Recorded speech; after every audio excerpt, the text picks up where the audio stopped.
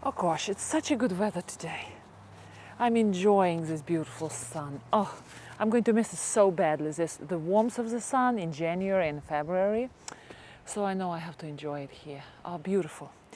I am trying today to straighten up this patio of mine, which is kind of delayed in action because I was doing all sorts of other things. But I'm going to show you what I'm doing today at my patio while the sun is still on and somewhat warm air is still here with us. So here we have, I just took down all the verbena bonariensis, and because it didn't finish blossoming yet, what I'm going to do, I want to save the seeds because next year I want to combine this verbena with all my beautiful roses in the front because it's such a good companion to roses. So what I am doing, I'm going to save some of the best developed pods, like the oldest pods. And nature is so giving, Nature produces so many beautiful seeds in abundance. I love that. Okay, here we go. I should start selling all these seeds, Start a nice little packages coming out of my house, just sharing these beautiful seeds because there are so many of them. Okay, so these guys will go into the house and they will ripen inside of my house. I probably will put them in the box and then I will store them in a dry, cool area for the winter. I like verbena. It has such a long range of blossoming, it's a long time, and it pairs so well with other perennials. Unfortunately, we are just on the border of verbena being perennial, zone 7, and verbena is perennial from zone 7 and up. And I never successfully overwintered it in my garden, so I treat it as annual. And because it's such a strong grower, it makes all the growth and produces all the seeds during the first season. But I'm going to use this verbena and I will put it in front with my Dahl rose, which is coming next year, David Austin rose, and the beautiful pink blossoms of this verbena and the airy nature of it. I will look very beautiful there in the front of our garden. I can't wait to design that. So this is about it. This guy will go into the black plastic bag, composting it. I probably will cut it. Okay. And this will go straight into the bag, right here. I will put it here for now. Now this verbena, I will take it out too. Because it's still blooming well, but I don't have time. Winter is really here any minute. And I don't want strong winds and strong freeze to come and ruin the spot, you see? This spot can be really damaged. So, oh gosh, beautiful blossoms. Too many for me. Here we go. Oh gosh, all these beautiful seeds. Unbelievable. What do I do with them? I should. Anybody would be interested in my seeds? Let me know.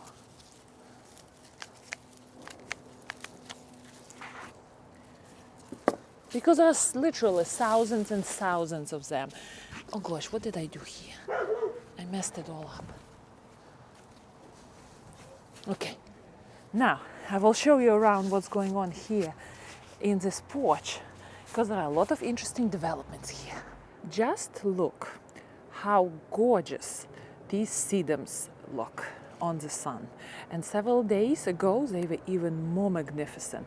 This beautiful contrast of yellow foliage and brown seed heads are unbelievable. Look at this. It's like a statement plant right here. But unfortunately, the blossom of sedum is coming to the end, and I have to give it a haircut. Come here, I will show you. It's called, what's happening here inside the pot, it's called the promise of spring. Look at this. When you look inside, let's see, I'm not sure if camera can show it. You see these guys? They are ready to live through the winter and produce beautiful shoots next spring. Aren't they gorgeous? It's like the nature's telling me, wait, everything is fine. Next year, spring will be here. Wonderful. So what I'm going to do, I'm going to cut all these strong shoots all the way to the end, and this sedum will overwinter in this pot.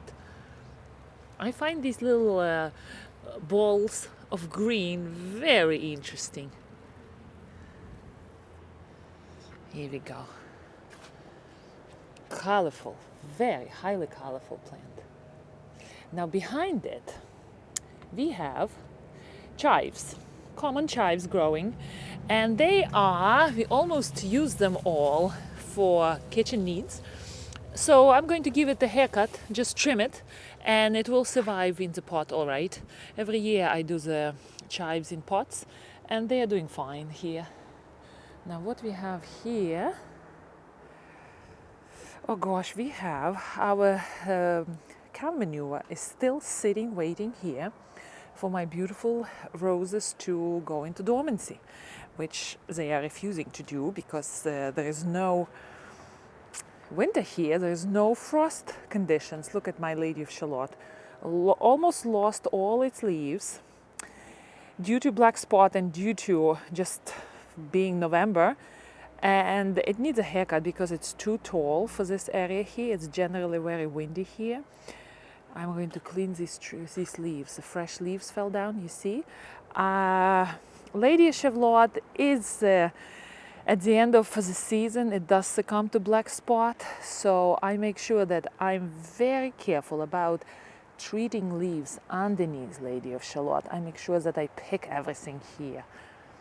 But let's go back to my porch. I want to show you another little fellow on my porch. It's called, this little guy is growing right here. You see in this terracotta pot? It's called common juniper. And this little fellow self-seeded himself here. Common junipers are very proliferous seeders. They will reseed everywhere. They grow anywhere. They are very hardy, tolerate all sorts of soil conditions. And I thought to myself, oh gosh, I don't have heart to do anything with you, to move you out. So I will let this guy overwinter, but not in this pot, because this pot is not going to survive through the winter. I probably will replant him into a plastic container, and because he's hardy to zone 2, he's going to overwinter all right. Look at this little fellow. He's a cute little fellow. Sorry, my nails are dirty. Now here we have sedum. Lemonade. He looks a little disheveled here. I replanted him here because he's going to overwinter in this plastic pot. Now this little guy, if he doesn't come back, I wouldn't feel bad about it. I believe he's called chocolate ball sedum. Was never impressed by him, and now he's losing his limbs. You see? Oh gosh. Okay, whatever. Now these guys going into winter right in this spot. And this is my best little tool, let me tell you. This tool is, you know what it is? It is the dust blower for, like work areas inside the house. And when I bought it, I thought to myself, I didn't want really anything very powerful in my little garden, because those strong leaf blowers are very powerful. I really don't like how noisy they are. And this guy is perfect for my little garden. He does the job just well. Let me show you how I'm using it. I highly recommend it. Here I am. If I need to clean quickly something around my patio or clean up my area right there, I just do this.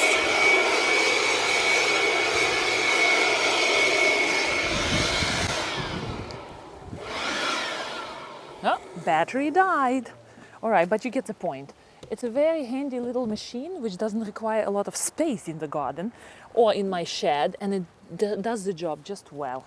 So there, this is my recommendation of the day. Oh, and another recommendation, I have something to show you.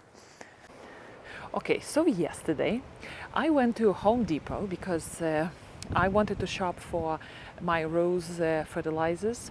Last spring everybody were happily gardening, and I couldn't find fertilizer in local in local stores. Here, these pots are going to be washed today. So I went to Home Depot, and here I am. I found my rose food, and it had this funny little 25% off on it. And I thought to myself, what possibly can be wrong with it? And I found out that, look at this, you see how factory sealed it? That it was sealed improperly, so there was an opening here. And I thought to myself, it's not a big deal. Even if a little bit of fertilizer was lost, I'm still okay with it. So I went to the checkout desk, and you know how much this fertilizer was? You couldn't believe it, 1 cent. I said to the lady who was checking me out, I said, are you sure you didn't make a mistake? She said, yes, it's 1 cent. So from now on, what I'm going to do, when I shop for fertilizers, I sometimes see those broken packages and patched up with Scotch tape and whatnot, and it says sale on them. I never go for them because I know that they would be a little bit cheaper, but I don't want to deal with them because of air, maybe wet rain going in, whatever, I don't know, damage. But now I'm going to check them out because this was the best deal, oh gosh, I don't know, of a year for me. So I promptly put my 1 cent out of my wallet and gave it to the lady. What a transaction, right? So that's my little trick of the day. These pots are all washed. They're going to go into the garage. This is my another sedum here. He's flopping here, but that's okay. But look again. Look at these beautiful little things here. Oh, look at them. Aren't they cute? The promise of spring, I call it. I love to look at them. And in winter, they will look really purplish and unhappy, which is fine. That's how plant lives through the winter. And then suddenly, when spring comes, they become all happily bright green. I love that change. All right, here we go. The last big color on my porch is going away.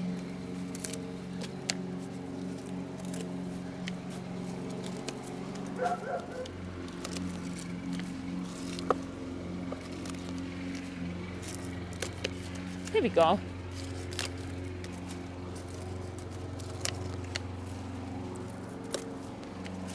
It needs to be done because later sedum gets all slimy, all these stalks get slimy, and they are just much more difficult to take care of. All right, that's it. And the little birdie, oh, I broke it. Can you believe it? I broke its tail. All right, I have to glue it back. Oh, I actually can sit like this. All right, here we go. Our birdie is sitting here. That's it, and this will go into the garbage because I fertilized this sedum with artificial fertilizer, so I don't want to mix it into my compost pile. This goes into the garbage. All right, happy gardening. I will see you next time.